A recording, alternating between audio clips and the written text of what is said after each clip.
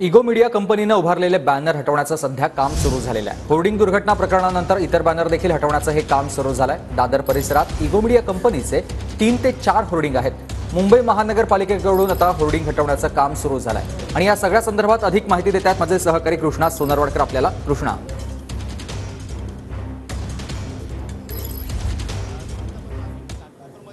कोसळीची दुर्घटना घडल्यानंतर आरोपी भावेश भेंडेला सध्या पोलिसांनी अटक केलेली आहे। पोलीस तपास सुरू आहे। मात्र दुसरीकडे मुंबई महानगरपालिकेकडून भावेश भेंडेच्या इगो मीडिया कंपनीने मुंबईमध्ये जे ठिकठिकाणी बॅनर उभे केलेले होते ते हटवायला सुरुवात झालेली आहे। सध्या दादर स्टेशनच्या पूर्वेकडे आपण पाहतो हे होर्डिंग जे भले मोठे लावण्यात आलेले होते, जवळपास 3 ते 4 होर्डिंग इगो मीडिया कंपनीने लावलेले होते आणि हे जे होर्डिंग आहेत ते मुंबई महानगरपालिकेच्या कर्मचाऱ्यांनी हटवायला सुरुवात केलेली आहे।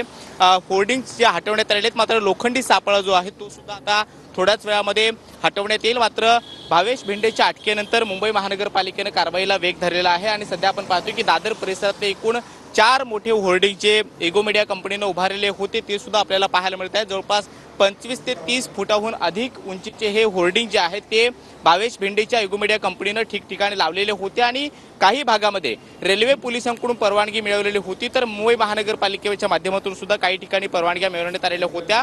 ते होर्डिंग्स आता हटवायला सुरुवात करण्यात आलेली आहे। भावेश भेंडे सध्या पोलिसांच्या कस्टडीमध्ये आहे, त्याची चौकशी सुरू आहे। त्याला कशा परवानगी मिळवल्या आणि कुठल्या राजकीय वरदहस्ताचा त्याच्यावरती वरदहस्त ज्याच्यावर आहे का याची सुद्धा चौकशी पोलिसांकडून केली जाते। मात्र दुसरीकडे आपण पाहतो की मुंबई महानगरपालिकेने ही सगळी कारवाई जी आहे ती आपली सुरू ठेवलेली आहे।